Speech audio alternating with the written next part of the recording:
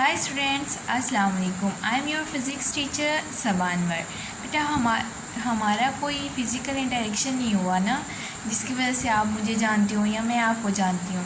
लेकिन hope so कि जब ये ऑनलाइन का सिस्टम ख़त्म होगा, हम ऑन कैंपस होंगे, तब इंशाल्लाह हमारा एक अच्छा इंटरेक्शन होगा। ठीक है, तो आज का जो फ़र्स्ट लेक्चर है ना, वो फर्स्ट चैप्टर से है। फर्स्ट चैप्टर है हमारा simple harmonic motion and waves. Okay, और जो फर्स्ट लेक्चर है वो है हमारा simple harmonic motion and mass of motion of a mass attached to a spring. So let's start the lecture. Before starting a lecture I would tell you कि आप pencil पकड़ लें, बुक पकड़ लें, ये रजिस्टर पकड़ लें जिस पे आप नोट डाउन करते जाएं। ठीक है, बाद में हम इंशाल्लाह एक वीडियो में रीडिंग भी करेंगे, उसमें आपको समझ भी आ जाएगी रीडिंग के साथ साथ। लेकिन उससे पहले आप रजिस्टर पे जो इम्पोर्टेंट पॉइंट्स हैं ना, वो नोट डाउन कर लें। ठीक है, चलें भाई पहला लेक्चर स्टार्ट करते हैं। ओके बेटा, तो simple harmonic motion first lecture है हमारा। ये बिल्कुल चैप्टर का नाम भी यही है, सिंपल हार्मोनिक मोशन। बेटा मोशन क्या होता है ये आपको पता है ना, क्या होता है? 9th क्लास में हमने पढ़ा था सेकंड चैप्टर में। क्या होता है? मूवमेंट होती है किसी भी ऑब्जेक्ट की किसी एक जगह से दूसरी जगह मूवमेंट को हम क्या कहते हैं? मोशन कहते हैं, हरकत कहते हैं। तो हार्मोनिक मोशन क्या होता है बेटा? हार्मोनिक मोशन जो होता है ना, ये एक special kind of vibratory motion होता है। ठीक है, अब आप सोच रहे होंगे वाइब्रेटरी क्या होता है, मैं मुश्किल वर्ड्स यूज़ कर रही हैं। तो वाइब्रेटरी मोशन बेटा एक ऐसा मोशन होता है, ये भी आपने सेकंड चैप्टर में पढ़ा था 9th क्लास में। Vibratory motion true to and fro motion होता है। ठीक है, बैक और फोर्थ या टू एंड फ्रो। ठीक है, आगे पीछे या दाएं बाएं जो मोशन होता है ना, उसको हम क्या कहते हैं? वाइब्रेटरी मोशन कहते हैं। सिंपल हार्मोनिक मोशन भी एक ऐसा ही मोशन होता है जो दाएं बाएं या आगे पीछे होता है। ठीक है, किसी भी ऑब्जेक्ट का। इसकी डेफिनेशन की अगर बात करें कि भाई सिंपल हार्मोनिक मोशन की डेफिनेशन क्या है, तो ये डेफिनेशन है it occurs when net force is directly proportional to the displacement from the mean position. क्या कहते हैं? जो नेट फोर्स है ना, जो फोर्स हम एग्जर्ट कर रहे हैं किसी भी ऑब्जेक्ट के ऊपर उसकी डिस्प्लेसमेंट के लिए, तो वो डायरेक्टली प्रोपोर्शनल होगी उसकी डिस्प्लेसमेंट के लिए। कहाँ से? जो मीन पोजीशन से हो रही है। ठीक है, and always directed towards mean position, यानी कि जो फोर्स हम लगा रहे हैं वो डायरेक्टली प्रोपोर्शनल तो है डिस्प्लेसमेंट के, लेकिन उसके साथ साथ वो फोर्स किसकी तरफ डायरेक्टेड है? मीन पोजीशन की तरफ डायरेक्टेड है। ठीक है, सपोज करते हैं हम, एग्जांपल है इसकी, मोशन ऑफ स्विंग है, मोशन ऑफ सिंपल पेंडुलम है। स्विंग किसे कहते हैं बेटा? झूले को कहते हैं। कभी झूला लिया आगे पीछे मूव करते हुए, है ना। और पेंडुलम कहते हैं बेटा जो क्लॉक होती है ना, घड़ी जिसके नीचे टंग करके आवाज़ें आती हैं, वो वाली घड़ी को हम पेंडुलम कहते हैं। ठीक है, सिंपल उसके नीचे जो होता है ना, वो जो बॉब होती है ना, स्ट्रिंग, एक स्ट्रिंग के साथ लगी हुई, और फिर हम मूव कर देते हैं, उसको हम पेंडुलम कहते हैं। ठीक है बेटा, अब हम बात करते हैं कि इस डेफिनेशन के अकॉर्डिंग इस डेफिनेशन को कैसे समझते हैं। तो बेटा ये देखें, ये है एक पेंडुलम, ये इसकी मेन पोजीशन है। ठीक है, इसके ऊपर मैंने एक फोर्स लगाई है और ये मूव किया है, मैं लेके गई हूँ इस तरफ। मैंने यहाँ से पकड़ा है इसे, यहाँ से पकड़ा और इस तरफ ले आई हूँ। ठीक है, ये इसकी एक्सट्रीम पोजीशन हो गई, मैंने छोड़ दी है। अब ये किस तरफ गया है?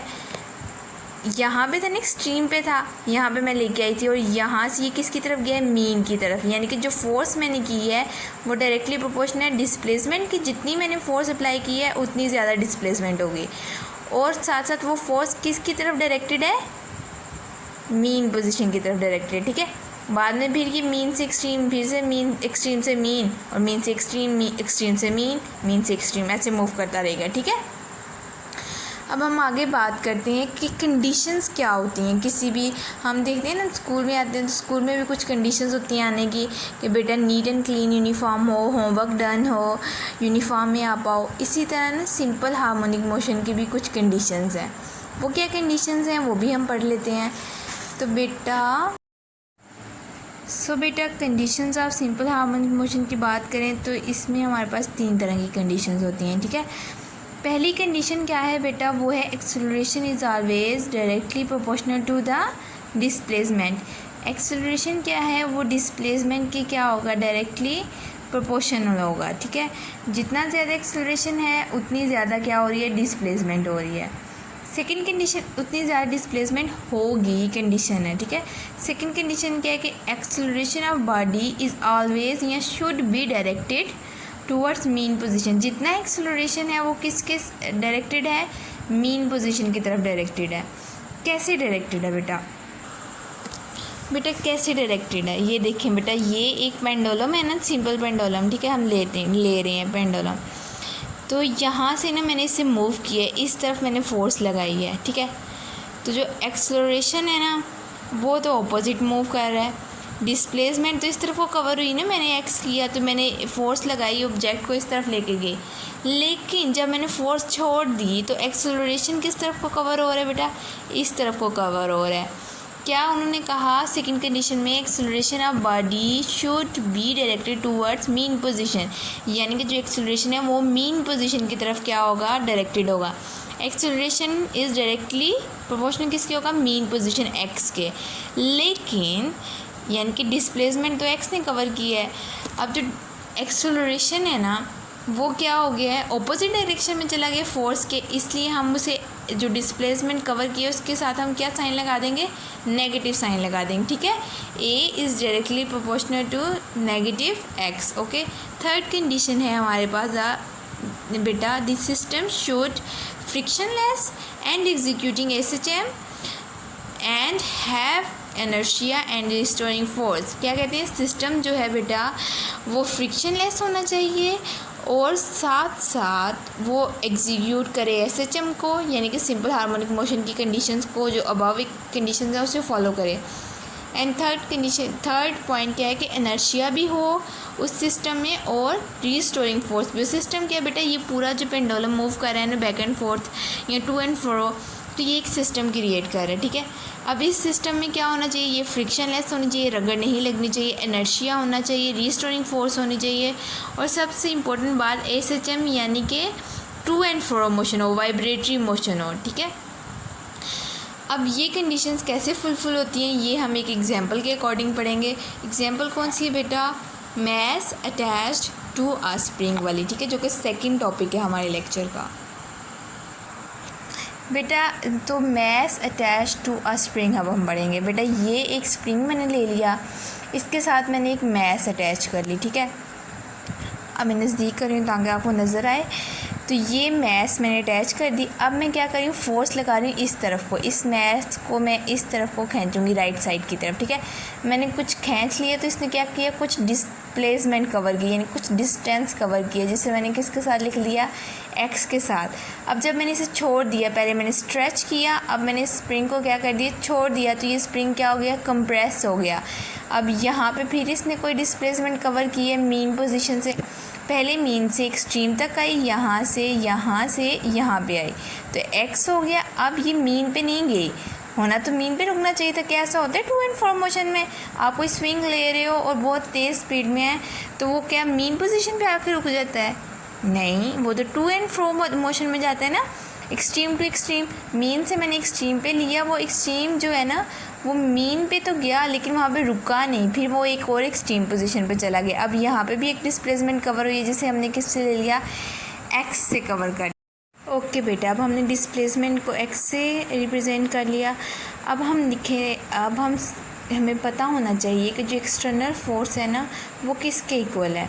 जो एक्सटर्नल फोर्स हम लगा रहे हैं इस स्प्रिंग को स्ट्रेच करने के लिए वो किसके इक्वल है। तो जो एक्सटर्नल फोर्स है according to Hooke's law applied on a spring is directly proportional to the increase in length, यानी कि जो फोर्स जितनी हम अप्लाई कर रहे हैं किसी भी स्प्रिंग के ऊपर वो डायरेक्टली प्रोपोर्शनल है किसके, स्प्रिंग की लेंथ के। जो लेंथ हमने क्या किया, कवर की है। अब लेंथ क्या हो सकती है, वो डिस्प्लेसमेंट भी हो सकती है, ठीक है। तो एफ़ क्या होगा बेटा, वो डायरेक्टली प्रोपोर्शनल होगा बेटा, एफ़ डायरेक्टली प्रोपोर्शनल हो जाएगा एक्स के। एक्स क्या था, जो डिस्टेंस या लेंथ या डिस्प्लेसमेंट हमने कवर की है, ठीक है। और एफ़ इज़ इक्वल टू के एक्स। के क्या है, प्रोपोर्शनैलिटी कांस्टेंट है, ठीक है। इसको हम स्प्रिंग कांस्टेंट भी कहेंगे। तो बेटा स्प्रिंग कांस्टेंट क्या होता है, रेशियो ऑफ एक्सटर्नल फोर्स, यानी कि ये वाली फोर्स जो हमने अप्लाई की हुई है किसी भी स्प्रिंग को स्ट्रेच करने के लिए, acting on a spring, to किसकी रेशियो के साथ, एक्सटर्नल फोर्स को की रेशियो है किसके साथ, इंक्रीज़ इन लेंथ के साथ। जो लेंथ हम इंक्रीज़ करें, जो डिस्टेंस हम कवर कर रहे हैं, उस डिस्प्लेसमेंट जो हम कवर कर रहे हैं उसके साथ, ठीक है, ये वाला। यानी कि इस के को इधर रहने देंगे, ये एक्स आके इधर डिवाइड हो जाएगा, K is equal to F over X आ जाएगा, ठीक है। ये क्या है हमारे पास, स्प्रिंग कांस्टेंट है, ठीक है बेटा। अब इसकी यूनिट क्या है, के इज़ इक्वल टू न्यूटन पर मीटर, यानी कि डिस्प्लेसमेंट की यूनिट क्या होगी, मीटर होगी, और फोर्स की यूनिट क्या होती है, फोर्स की यूनिट क्या होती है, न्यूटन। डिस्प्लेसमेंट की यूनिट मीटर और फोर्स की यूनिट न्यूटन। तो ओवरऑल स्प्रिंग कांस्टेंट की यूनिट क्या होगी, के इज़ इक्वल टू न्यूटन पर मीटर। ओके बेटा। नेक्स्ट हम बात करते हैं रीस्टोरिंग फोर्स की, ठीक है। तो बेटा रीस्टोरिंग फोर्स का पॉइंट ऑफ व्यू समझने से पहले आपको पता होना चाहिए कि हमने पीछे बात की थी एक, कि ये स्प्रिंग है, इससे मैंने फोर्स के साथ स्ट्रेच किया है इस तरफ, तो ये एक एक्सट्रीम पोजीशन पे आ गया। अब ये जब मैंने छोड़ दिया है ना, तो ये मीन पोजीशन पे जाके नहीं रुका, इसने एक और एक्सट्रीम पोजीशन ले लिया है ना, यही बात की थी हमने। तो ये जो फोर्स जिसकी वजह से मैंने इसे खींचा है, तो इस स्प्रिंग में ना एक फोर्स स्टोर हो जाएगी, जिस फोर्स को हम कहेंगे रीस्टोरिंग फोर्स, ठीक है। उस रीस्टोरिंग फोर्स की वजह से ये स्प्रिंग मीन पोजीशन पे नहीं रुकेगा, बल्कि मीन से एक और नई एक्सट्रीम पोजीशन पे चला जाएगा, और फिर दोबारा से ये फिर दोबारा एक्सट्रीम पे आ जाएगा, मीन पे नहीं रुकेगा। Aahista Aahista by the time वो एक्सट्रीम से होते होते मीन पे आ जाएगा, ठीक है, आहिस्ता आहिस्ता से। तो ये वो तो ऐसी फोर्स जिसकी वजह से स्प्रिंग मीन पोजीशन पे नहीं रुक रहा, मूवमेंट करी जा रहा है टू एंड फ्रो, उस फोर्स को हम क्या कहेंगे, रीस्टोरिंग फोर्स, ठीक है। डेफिनेशन एक दफ़ा पढ़ लेते हैं, डेफिनेशन है when an external force is applied on a spring, यानी कि वही एक्सटर्नल फोर्स किसी भी स्प्रिंग पे अप्लाई की जाए, इट्स लेंथ इंक्रीजेस, उसकी लेंथ इंक्रीज़ हो जाएगी। आफ्टर रिलीजिंग द फोर्स, अब उस फोर्स को छोड़ने के बाद क्या होगा, the spring will moves towards mean position is due to the force which is called restoring force. अब क्या होगा कि ऐसी वो जो लेंथ इंक्रीज़ हुई है, या वो जो फोर्स की वजह से हमने एक लेंथ इंक्रीज़ की है, अब जब हम उस फोर्स को छोड़ देंगे तो वो बॉडी क्या करेगी, मीन पोजीशन की तरफ तो जाएगी, लेकिन मीन पोजीशन पे रुकेगी नहीं। तो इस फोर्स को हम क्या कहेंगे, मीन पोजीशन की तरफ जो बॉडी फोर्स लेके जा रही है ऑब्जेक्ट को back into their mean position, ये क्या है, रीस्टोरिंग फोर्स। फिर आहिस्ता आहिस्ता रीस्टोरिंग फोर्स की वजह से वो एक्सट्रीम से किसकी तरफ आ जाते हैं, मीन पे। एक ऐसा टाइम आता है जब रीस्टोरिंग फोर्स ज़ीरो हो जाती है और बॉडी क्या हो जाती है, मीन पोजीशन पे स्टॉप हो जाती है, ठीक है बेटा। तो बेटा हम कह सकते हैं फिर f is directly proportional to minus x क्यों, क्योंकि ये मीन पोजीशन की तरफ जा रही है, यानी कि जो फोर्स हम अप्लाई कर रहे हैं रीस्टोरिंग फोर्स, उसके क्या है, ऑपोजिट एक्ट कर रही है। तो अब हम इसके साथ क्या साइन लगा देंगे, माइनस का। तो फिर बाद में प्रोपोर्शनलिटी का साइन के साथ चेंज हो जाएगा, तो f is equal to minus k x आ जाएगा। बेटा एक और फोर्स थी न्यूटन सेकंड लॉ में हमने पढ़ी थी, जो एक्सेलरेशन की वजह से हो रही थी, वो फोर्स क्या थी, F is equal to m a. इसको भी हम यहाँ पे लिखते हैं ज़रा। तो बेटा F is equal to m a हो गया, यानी कि जो एक्सेलरेशन है उस मैस में अडॉप्ट हो रहा है, ठीक है। जो मैस ने वो एक्सेलरेशन अडॉप्ट किया वो फिर वो डिस्प्लेसमेंट कवर कर रही है। अब क्या हो गया, दोनों फोर्सेस, इक्वेशन 1 को इक्वेशन 2 को, दोनों को हम क्या कर लेते हैं बेटा, कंपेयर करते हैं।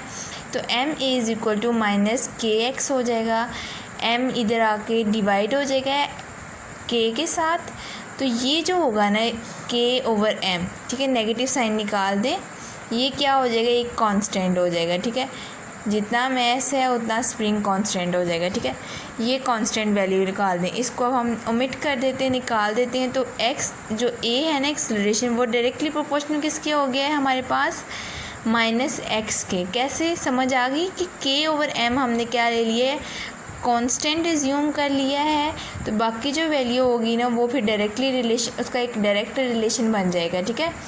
तो एक्सेलरेशन डायरेक्टली प्रोपोर्शनल हो गया माइनस एक्स के, यानी कि डिस्प्लेसमेंट की। अब बात समझ आ गई जो हमने सेकंड कंडीशन पढ़ी थी कि acceleration is always directed towards their mean position, यानी कि जो भी एक्सेलरेशन होगा बॉडी का वो क्या करेगा, बॉडी की डिस्प्लेसमेंट की तरफ डायरेक्ट करेगा, यानी कि वो डिस्प्लेसमेंट तो कवर होगी लेकिन वो एक्सेलरेशन किसकी तरफ जा रहा है, मीन पोजीशन की तरफ जा रहा है, ठीक है बेटा। ये बात होप सो अभी आपकी कवर हो गई होगी। अब रिस्टोरिंग फोर्स भी कवर होगी कि वो क्या करता है, टू एंड फ्रो मोशन में मूव करते करते आहिस्ता आहिस्ता क्या कर देता है, मीन पोजीशन पे आ जाता है, ठीक है बेटा। दूसरी भी कवर होगी। इनर्शिया क्या होता है बेटा, इनर्शिया भी तो यही होता है ना, टू एंड फ्रो मोशन में मूवमेंट हो रही होती है। तो इस सिस्टम में भी टू एंड फ्रो मोशन में मूवमेंट हो रही है ना, जब हम यूँ से खींचेंगे छोड़ दिया तो ये आहिस्ते आहिस्ते ऐसे ऐसे ऐसे ऐसे होता होता आहिस्ते आहिस्ते फिर रुक जाएगा। तो ये इसमें इनर्शिया भी है, इसमें फ्रिक्शन लेस है, ये इसमें कोई रगड़ नहीं हो रही। और दूसरी बात कि ये वो जो सेकंड कंडीशन थी a is directly proportional to minus x, यानी कि डिस्प्लेसमेंट की एक्सेलरेशन किसकी तरफ डायरेक्टेड है, मीन पोजीशन की तरफ डायरेक्टेड है। ये वाली कंडीशन भी कवर हो गई। अभी तक कोई कन्फ्यूजन होगी ना तो आप पूछ लीजिएगा, ठीक है। अब नेक्स्ट बात करते हैं कि टाइम पीरियड क्या ले रहा है, यानी कि कितना टाइम ले रहा है भाई ये एक साइकिल कंप्लीट करने में। साइकिल क्या होती है बेटा, साइकिल यूजुअली होती है मीन से इधर एक्सट्रीम तक और फिर दोबारा यहाँ तक आएगा, यानी कि एक साइकिल तो ऐसे ही कंप्लीट होगी ना, इस पॉइंट से यहाँ से यूँ गए, फिर यहाँ से यूँ, फिर यहाँ पे दोबारा यूँ आए, यूँ यूँ और यूँ, ये साइकिल कंप्लीट हुई है ना। तो इस साइकिल को जो कंप्लीट होने में टाइम लगा है ना उसे हम क्या कहते हैं बेटा, टाइम पीरियड कहते हैं, ठीक है। अब टाइम पीरियड हम कैसे मेजर करेंगे, सिंपल पेंडुलम का, इस मैस अटैच टू स्प्रिंग का। तो बेटा ये एक स्पेसिफिक फार्मूला है, वो हमने लिखना भी है और याद भी करना है। टाइम पीरियड का बेटा हमारे पास फार्मूला है, ओके बेटा, ये फार्मूला जो है ना T is equal to 2 pi square root, पता नहीं ब्लर क्यों नज़र आ रहा है आप लोगों को, हाँ, T is equal to 2 pi square root m over k, ठीक है। ये जो वैल्यू है ना, ये जो फार्मूला है, ये फार्मूला है हमारे पास टाइम पीरियड फाइंड करने का। वैसे अगर आपने टाइम पीरियड फाइंड करना हो तो आप पता है कैसे कर सकते हो, आप स्टॉप वॉच ले लो और उस पेंडुलम को पीछे ले जाइए और स्प्रिंग को क्या है, मैस को पीछे ले जाओ और फिर छोड़ दो। जैसे ही आप पीछे लेके छोड़ने लगे हो तो आप स्टॉप वॉच ऑन कर लो, फिर वो एक साइकिल जब कंप्लीट होगी स्टॉप वॉच ऑफ कर दो, आपके पास टाइम आ जाएगा। लेकिन आपने अगर इस फार्मूले से फाइंड करना है तो आपने क्या करना है, मैस आपको पता होनी चाहिए उस बॉब या उस जो ब्लॉक है ना जो अटैच है स्प्रिंग के साथ, उसकी मैस कितनी है। और दूसरा आपको कांस्टेंट पता होना चाहिए कि स्प्रिंग कांस्टेंट कितना है, ठीक है बेटा। एक और बात बेटा जो याद रखनी है आपने, स्प्रिंग जितना हार्ड होगा ना उतनी ज़्यादा फोर्स लगेगी उसको स्ट्रेच करने में, ठीक है। और स्प्रिंग जितना ज़्यादा क्या होगा, सॉफ्ट होगा, उतनी कम फोर्स लगेगी। आप देखो ना कोई स्प्रिंग है जो सॉफ्ट है उसे आप इजीली खींच लोगे कम फोर्स में, जो स्प्रिंग जितना हार्ड होगा उतनी ज़्यादा फोर्स लगेगी, और जितनी ज़्यादा फोर्स लगेगी ओबियसली उसका कांस्टेंट भी क्या होगा, आपने पढ़ा था ना F is equal to kx। तो क्या होगा कि जितना ज़्यादा फोर्स उतना ज़्यादा स्प्रिंग कांस्टेंट, जितनी कम फोर्स उतना कम स्प्रिंग कांस्टेंट, यानी कि जितना सॉफ्ट स्प्रिंग उतनी कम फोर्स, जितना स्ट्रॉन्ग और जितना हार्ड स्प्रिंग उतनी ज़्यादा फोर्स लगेगी, ठीक है बेटा। अब आपने ये टॉपिक रीड करना है और इसे अच्छी तरह पढ़ना है। कोई भी ऐसा पॉइंट जो समझ नहीं आ रहा आप मेरे से पूछ सकते हो, ठीक है।